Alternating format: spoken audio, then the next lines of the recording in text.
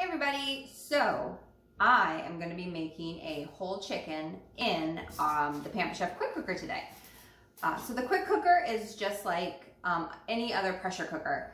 It's just Pampered Chef's version of a pressure cooker. So already to start, just so you know, there's already a cup of water in there because when you are using any type of pressure cooker, you do have to have a form of liquid in it. The chicken's going to make its own liquid, but you do always need a little bit more. I am going to be making a rub to put on the chicken, so I'm going to show you how I do that. And I'll be saying it as I go, but the recipe for it is going to be in the description when it's done, so you can go back and write it down, and you don't have to sit here and write and take notes while I'm doing it here. And it's just a regular whole chicken. I want to say it was about 5.5 pounds. For the quick cooker, they say between a 4 to 5 pound chicken, you're going to want a whole chicken. You're going to want to cook it 30 minutes with a 15-minute natural release. Since it's a little bit bigger, I'm going to set mine for 35 minutes and do a 15-minute natural release. So the rub I like to make has paprika, salt, garlic powder, onion powder, thyme, and pepper. So I'm not a big measurer, but I'm going to go ahead and measure. I'm going to use these are my favorite Pampered Chef measuring spoons. We also have an adjustable one, but I like these because they all stay stuck together. And I like that I can just go, oh, I need a teaspoon. Okay, I just grab the teaspoon. So first is paprika. It's 2 teaspoons, but I'm going to double the recipe. So I'm actually going to do 4, which I think would have been a tablespoon. I think ours is 3 tablespoons to 1 teaspoon. I never can remember. All right, next is salt.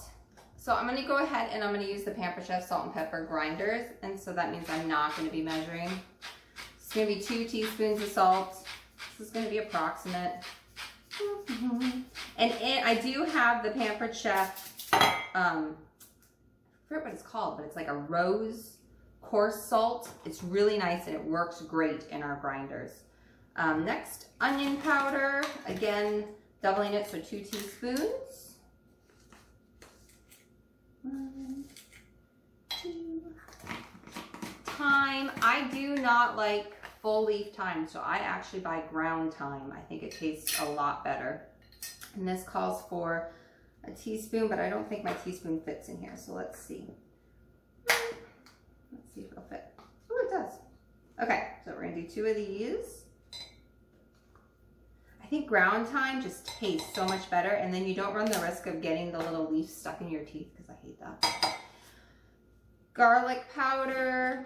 So it would call for normally a ½ teaspoon. I'm actually going to add more because I like garlic. So I'm actually going to do 2 full teaspoons instead of just 1, since I'm doubling it. And then black pepper. This is just regular peppercorns. I think I bought a big old container from BJ's and I just fill it up. Pampered Chef does sell one. I think ours is like a multicolored one, but kind of up to you. But I love our grinders. They're so nice. So it's a 1/4 of a teaspoon. I don't know how much I did. Something like that. But that's what the recipe calls for. So we're just going to mix it up. And then rub it on our chicken. So I already got the chicken out and all cleaned up and ready to go. Set those off to the side. And there it is. So I usually just sprinkle it on, pat it on, however you want to do it. Everybody puts their rubs on differently. This would be considered a dry rub because it's not wet. There's no butter or anything on it. I didn't put anything on the chicken. All I did was take it out of the bag. I rinsed it off. I did cut off some of the extra parts, like up by the neck and down by the tail. The tail end, I cut all the extra little fat and stuff off. But that's all I did. So the back side, sometimes it sticks a little better because usually if you keep your chicken sitting on the back, it's a little more moist. It's a big chicken. All right, I'm just gonna dump the rest on the inside. Didn't really make it in there. All right, so that's it. All right, so now we're gonna get ready to put it in the quick cooker. I'm gonna tell you something I learned the hard way the very first time I did this.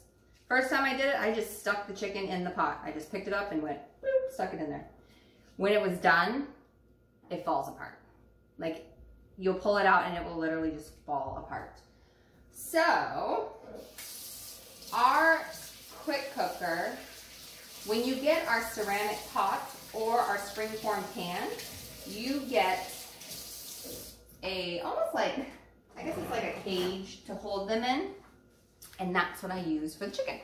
So it's just this little thing here. You cannot, I'm pretty sure, I don't know, I'd have to look. I don't know if you can buy this by itself, but I think you have to get it with either the ceramic pot or the springform pan. But I just take the chicken. I actually like to cook my chickens top down, breast down. And I just stick it in here. Try to make sure the legs kind of get in here. And then there. It's like you put almost like you swaddled your chicken. Kind of just stuck it in here. And then, like I said, I already got a cup of water in here and I'm just gonna set my chicken in there. And that's it. I'll rinse my hands again before I go touching everything here.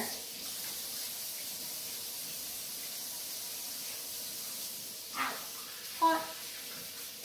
Okay, so with the quick cooker, since I don't own a different Instant Pot, I'm sure every Instant Pot or quick cooker or pressure cooker, they're all different. So ours has a few different settings, and we do have a chicken setting, but this takes longer. Our chicken setting comes up to be high pressure and 15 minutes. So I can select the chicken setting and then I can change the time.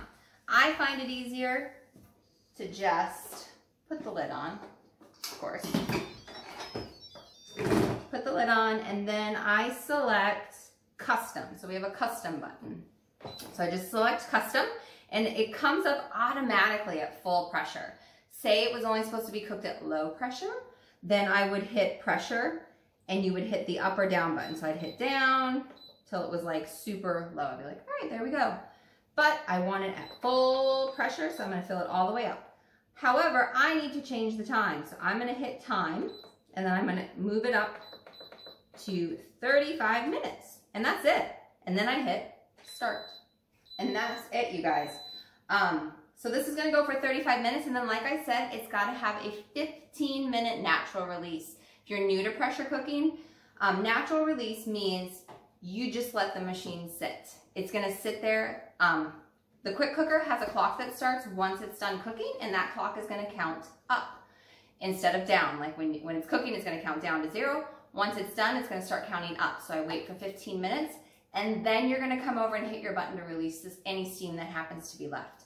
So those 15 minutes helps it keep cooking and gets it all done and ready for you. So with this one chicken, I plan to make a full meal. Actually, it's more than one meal. It probably ends up being 2 to 3 meals in our house of chicken enchiladas. And I'm gonna make a batch of chicken wild rice salad for the week.